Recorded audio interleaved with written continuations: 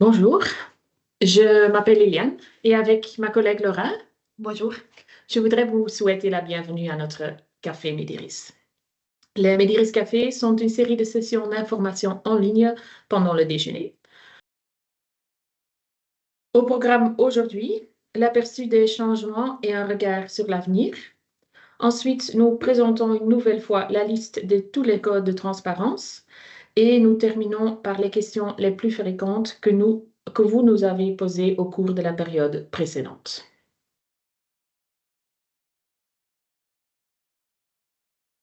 Comme indiqué dans l'introduction, nous revenons sur la période précédente à l'aide de cette chronologie.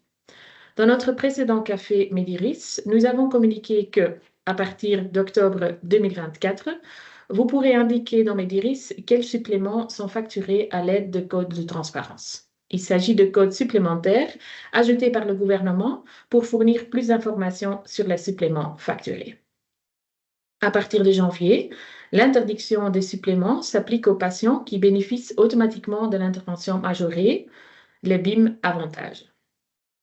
À partir de septembre 2025, la facturation électronique devient obligatoire.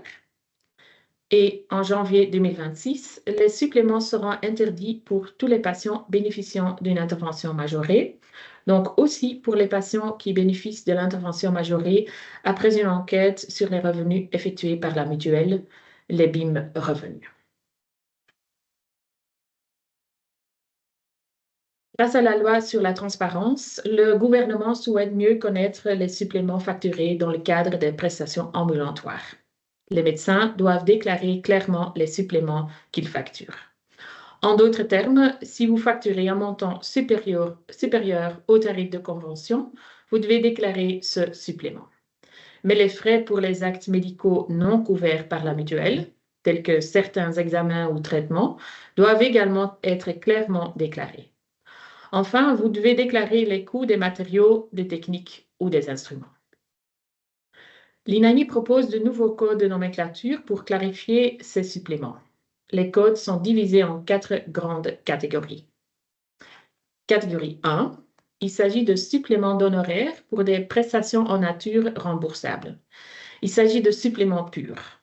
Dans ce cas, vous facturez un montant supérieur à celui de la convention. Par conséquent, si vous ne facturez pas de supplément pur, vous ne devez pas utiliser ce code. Et dans catégorie 1, vous avez 4 codes, un effort professionnel supplémentaire, un coût direct, un coût indirect et un code pour mentionner aucune précision. Catégorie 2, remboursable, mais la prestation ne répond pas aux conditions de remboursement. Vous avez un code, 38 42 15, prestation qui ne répond pas aux conditions de remboursement. Par exemple, l'évaluation gériatrique pluridisciplinaire chez un patient de moins de 75 ans. Ou, un autre exemple, certains examens cardiologiques qui ne sont plus remboursables après un nombre de fois. La catégorie 3, prestations en nature hors nomenclature. Dans ce cas, il s'agit de facturer des prestations en nature non remboursables car elles n'existent pas dans la nomenclature.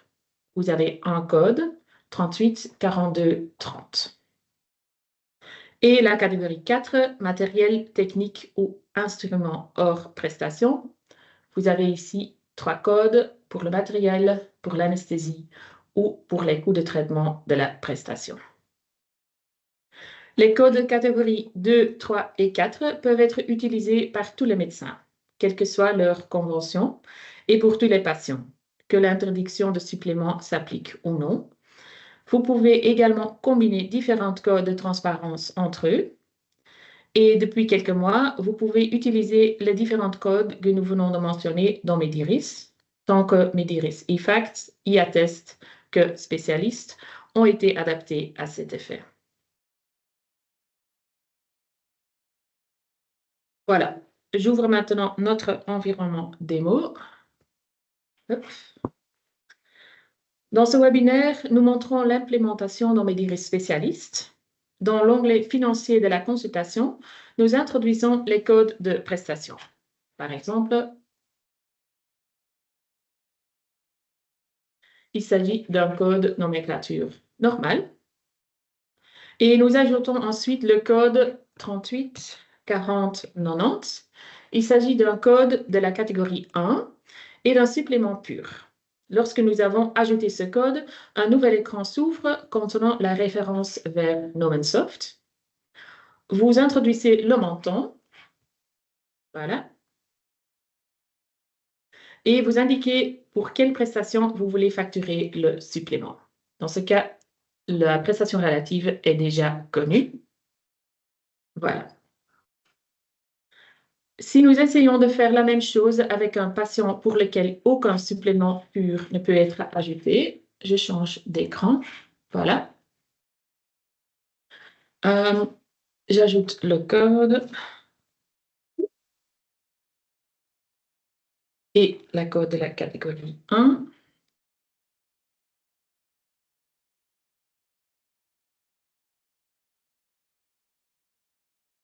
Vous constaterez que cela ne fonctionnerait pas. En effet, les codes de la catégorie 1 ne peuvent pas être utilisés pour les patients soumis à une interdiction de supplément.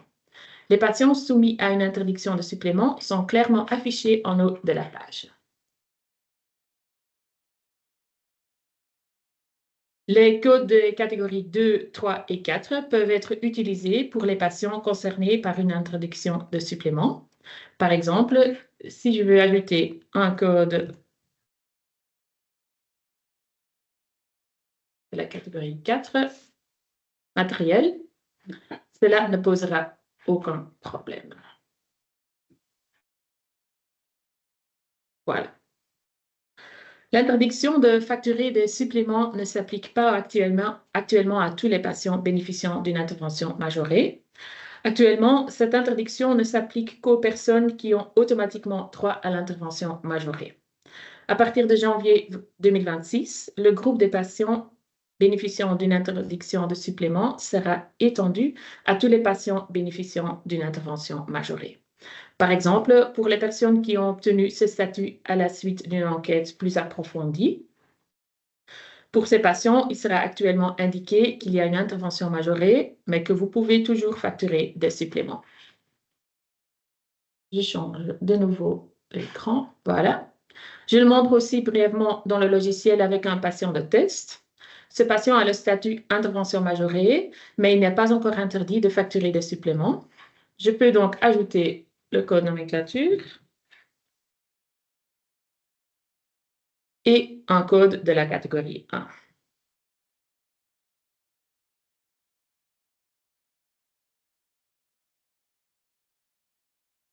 Je n'obtiens pas de message d'erreur lors de cette opération.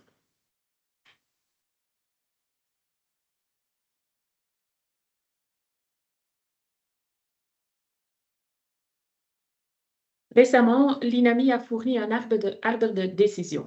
Il s'agit d'un outil pratique qui, à l'aide d'un certain nombre de questions, permet de déterminer le code à utiliser. Lorsqu'on examine les prestations fournies, il est important de déterminer s'il s'agit d'un code de la nomenclature existante ou d'une prestation remboursée par l'INAMI. Si ce n'est pas le cas, la prestation est classée dans la catégorie 3. S'il s'agit d'une prestation remboursée, il faut vérifier si les conditions de remboursement sont remplies. Si ce n'est pas le cas, la prestation entre dans la catégorie 2. Une fois que les conditions de remboursement sont remplies, nous devons vérifier si vous souhaitez facturer un montant supérieur à l'honoraire conventionnel. Si ce n'est pas le cas, la question ne se pose pas. Si vous souhaitez facturer un montant plus élevé, la question se pose de savoir si ce montant est remboursé par les mutuelles ou si les dispositions de l'article 35, paragraphe 4 de la loi GVU, conventionné, non conventionné, sont prises en compte. Si le montant tombe sous le coup des dispositions susmentionnées, nous allons plus loin. Dans le cas contraire, la prestation est classée dans la catégorie 4. Si le remboursement tombe sous le coup des dispositions INAMI, nous devons vérifier si vous êtes conventionné. Si vous n'êtes pas conventionné, la prestation relève dans la catégorie 1. Si vous êtes conventionné, la question suivante est de savoir s'il existe des conditions particulières qu'on prévoit dans l'article 50 de la réglementation du statut de conventionné, de la loi GVU et comme convenu dans le cadre de Medicomut. S'il n'y a pas de conditions particulières, la question ne se pose pas. Dans le cas contraire, la prestation reste dans la catégorie A.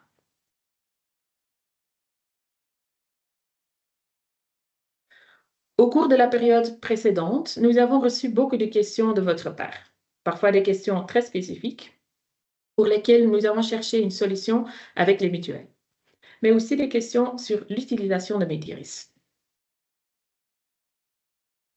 Par exemple, nous avons reçu cette question, Laura. Est-il possible d'ajouter un code de transparence à un type de prestation? Oui, c'est tout à fait possible. Pour ça, il faut ouvrir les paramètres et puis les types de prestations où vous pouvez ajouter un nouveau type.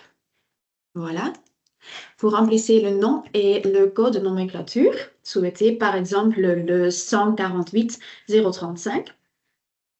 Et puis, vous pouvez ajouter un code de transparence de la même manière. Par exemple, le 384.090. Voilà, vous choisissez le montant souhaité et le code de transparence est immédiatement lié au code de nomenclature en tant que prestation relative. Ok, merci. Est-il donc toujours nécessaire de lier les codes de transparence à d'autres codes nomenclature en tant que prestation relative? Ça dépend du code de transparence utilisé. Donc pour les codes de catégorie 1 et 4, il faut d'abord ajouter un code de nomenclature au contact. Donc les codes de ces catégories ne peuvent pas exister sans d'autres codes de nomenclature. Pour les codes des catégories 2 et 3, il n'est pas nécessaire d'ajouter d'autres codes.